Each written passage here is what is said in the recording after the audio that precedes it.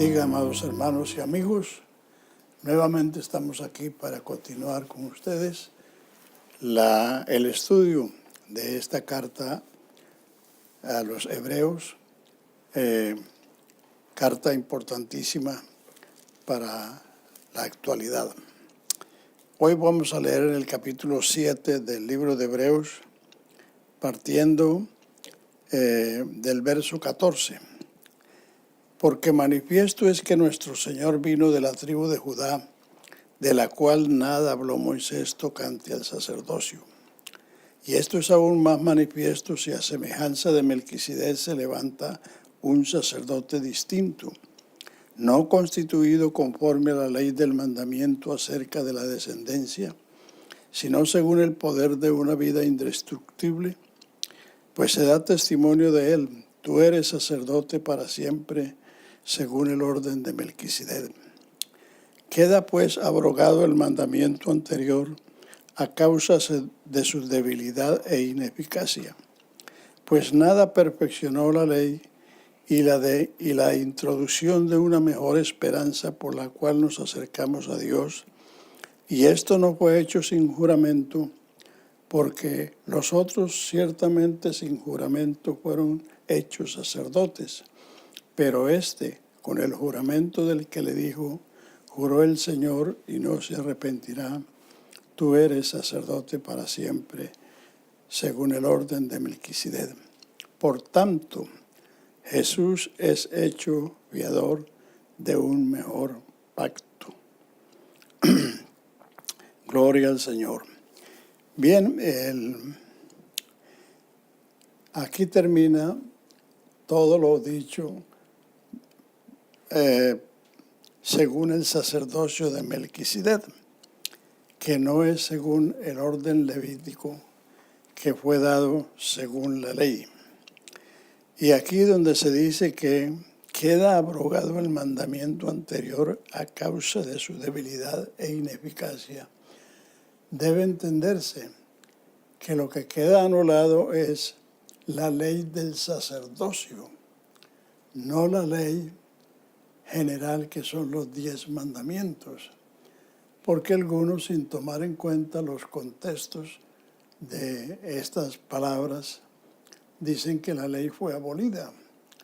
La ley no fue abolida, la ley fue cumplida.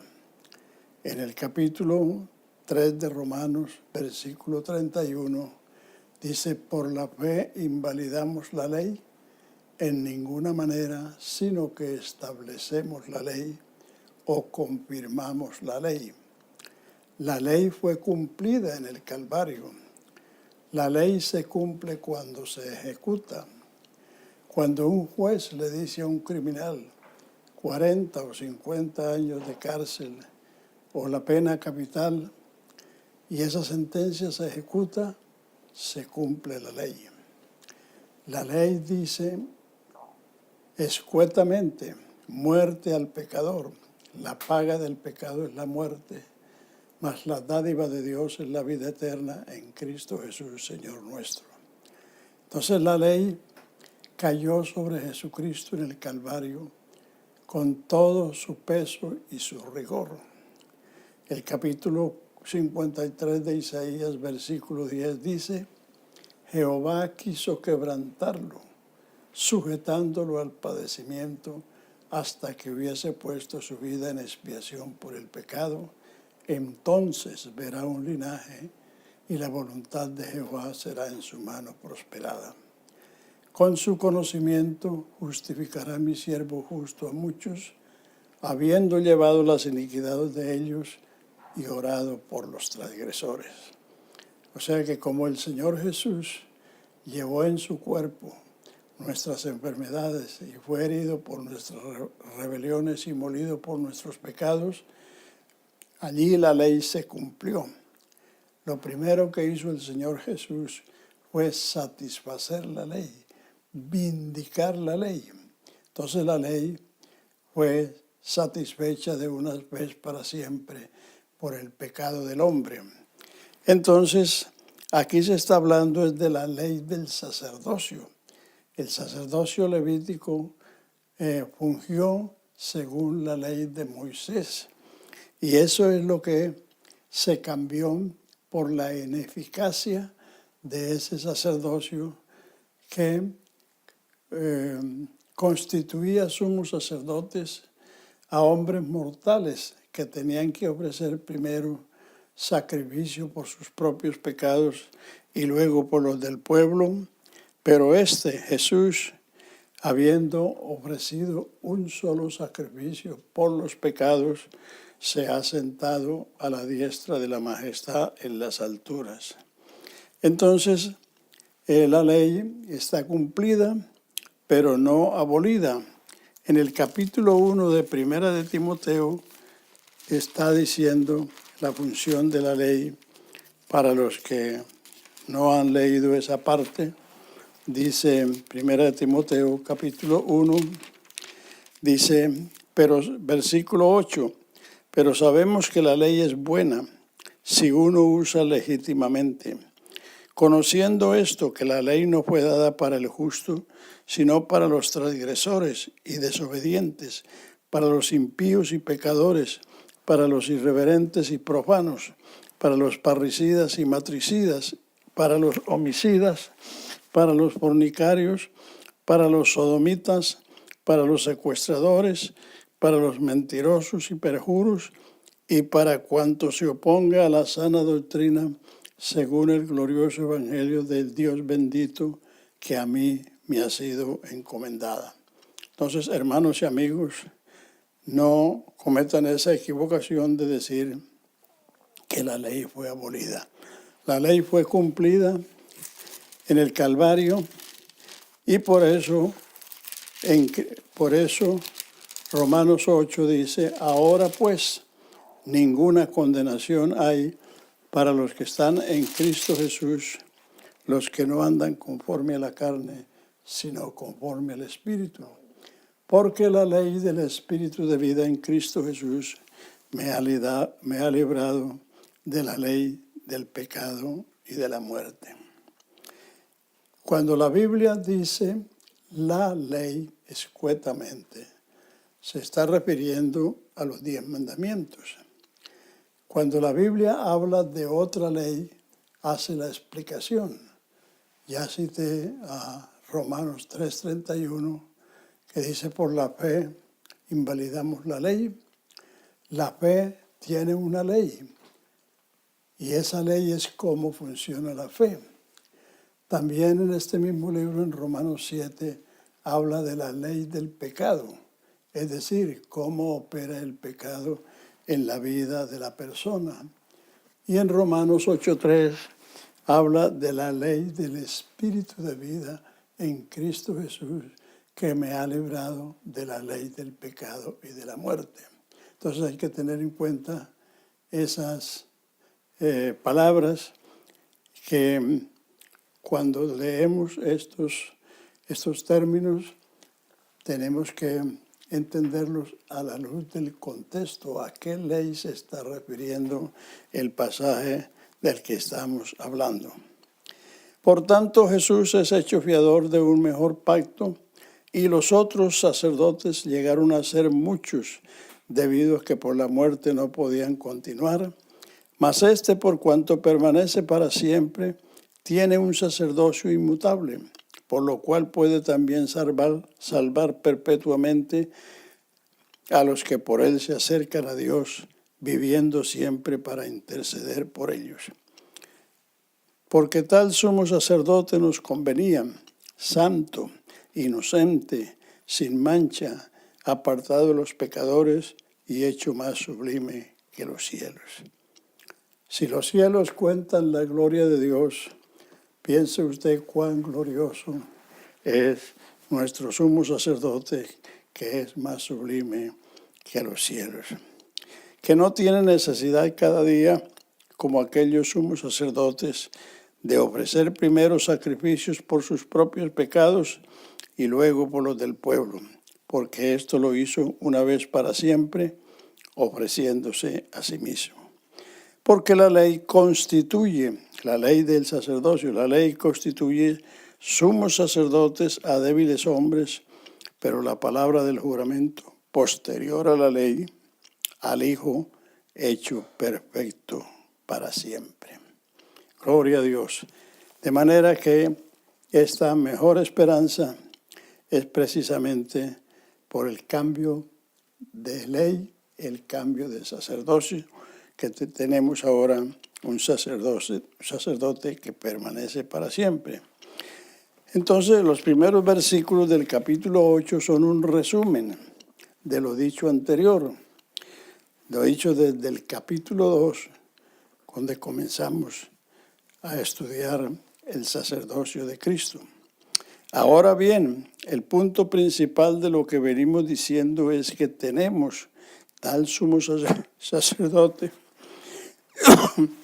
el cual se sentó a la diestra del trono de la majestad en los cielos, ministro del santuario y de aquel verdadero tabernáculo que levantó el Señor y no el hombre.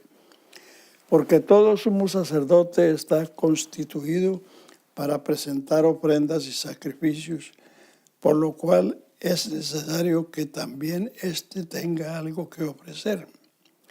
Así que si estuviera sobre la tierra, ni siquiera sería sacerdote, habiendo aún los sacerdotes que presentan las ofrendas según la ley, las cuales sirven a lo que es figura y sombra de las cosas celestiales, como se le advirtió a Moisés cuando iba a erigir el tabernáculo, diciendo: mira, haz todas las cosas conforme al modelo que se te ha mostrado en el monte. Pero tanto mejor ministerio es el suyo, cuanto es mediador de un mejor pacto establecido sobre mejores promesas. Es decir, la conclusión es que tenemos un mejor pacto, un mejor sacerdote, un mejor ministerio, un mejor santuario y establecido sobre mejores promesas, porque todo aquello era figura de las cosas que habían de venir, pero ya esas cosas vinieron. Así que el tabernáculo en el desierto era una figura de la primera venida de Cristo al mundo. Era rústico por fuera y hermosísimo por dentro. A Jesucristo lo despreciaron, lo menospreciaron, porque solo vieron su parte externa y no pudieron percibir que en Él habita corporalmente toda la plenitud de Dios. Es decir, no percibieron la belleza, la hermosura interna y por eso lo rechazaron. El templo de Salomón, que fue sustituido en lugar del tabernáculo, figura a la iglesia. Así como en ese templo que se construyó en 7 años, en la Edad Dorada, cuando el oro era estimado como plata, la plata como hierro y el hierro como piedras, Salomón empleó 70,000 cortadores de madera y piedra, 80,000 cargadores, 3,600 supervisores, es decir, 153,600 hombres trabajando 7 años para construir ese templo, y en la construcción dice que no se oyó golpe de hacha ni de martillo, porque todas las piedras y las piezas de madera, todos ya las traían acabadas, solamente era ensamblarlos. Esa es la figura de la iglesia. La iglesia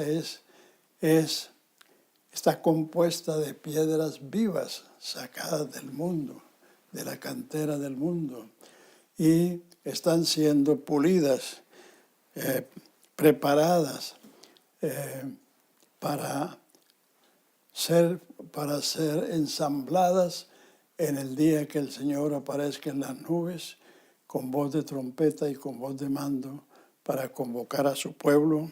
Entonces la iglesia será unida, y por eso es que mientras estamos aquí en la tierra necesitamos someternos al martillo de la palabra de Dios, que es la que va puliendo, la que va quitándonos lo que nos sobra y poniéndonos lo que nos falta para que lleguemos a ser piedras vivas, útiles para conformar el templo de Dios y ser la habitación de Dios por el resto de la eternidad. El último templo espiritualmente es la iglesia. Han habido varios templos, el desierto, el tabernáculo del desierto, el templo de Salomón fue destruido, fue reedificado por Esdras, Nehemías y otros personajes, y ese templo después fue embellecido por Herodes y fue destruido en el año 70, pero fue destruido para dar paso a otro templo que es la iglesia. Recuerden que el Señor le dijo a la samaritana, mujer, créeme que la hora viene y ahora es, ya había llegado, cuando ni en este monte ni en Jerusalén adoraréis al Padre. Vosotros adoráis lo que no sabéis, nosotros adoramos lo que sabemos, porque la salvación viene de los judíos. Jesús le estaba diciendo a la mujer que ese templo iba a pasar a la historia, pero para dar paso a otro. Y 37 años más tarde de el Señor haber dicho esas palabras, ese templo fue destruido en el año 70 por el general romano, general Tito, y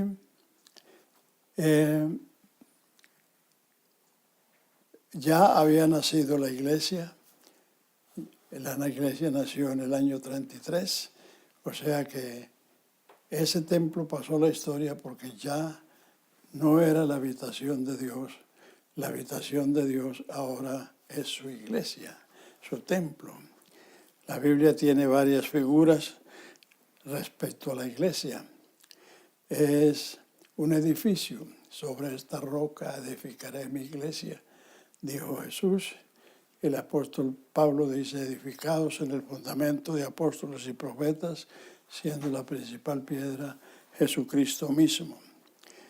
La iglesia es una familia, Él es el Padre y nosotros somos los hijos. La iglesia es el reino de Dios, Él es el rey y nosotros somos los súbditos.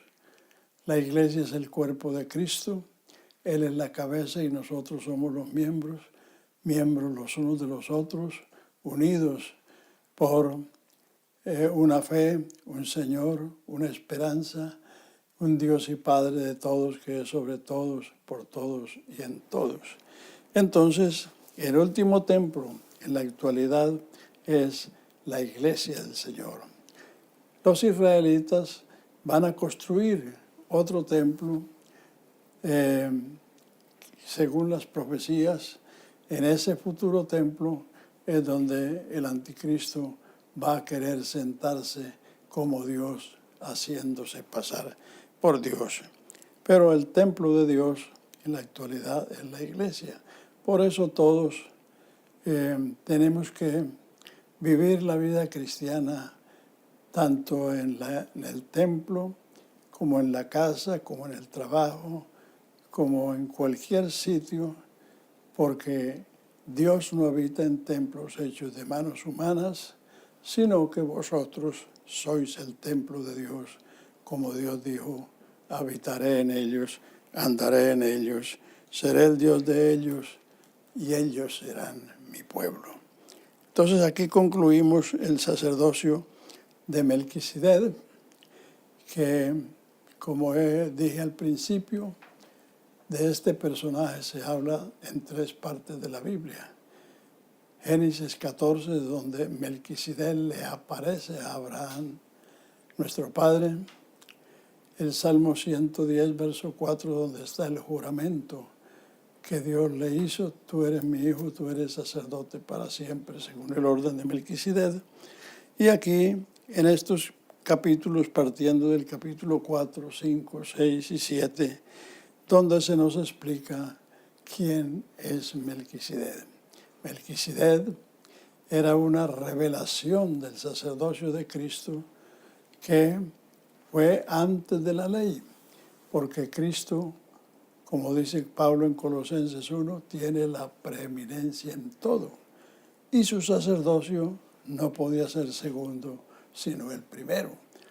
Y el sacerdocio levítico, que fue según la ley, pues fue dado más tarde, muchos años más tarde, prácticamente unos casi 500 años después, que Melquisedec apareció a Abraham en Mesopotamia o en el encinar de Manre.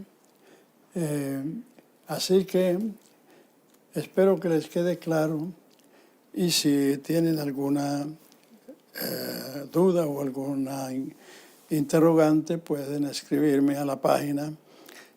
Quiero decir que algunas preguntas que vinieron al comienzo no las pude contestar porque tenía problemas con el iPad, pero ya estamos abiertos para cualquier consulta que nos hagan acerca del tema de esta carta a los hebreos. El Señor les bendiga y los esperamos la próxima semana para tener otra meditación sobre esta importante carta. Dios les bendiga.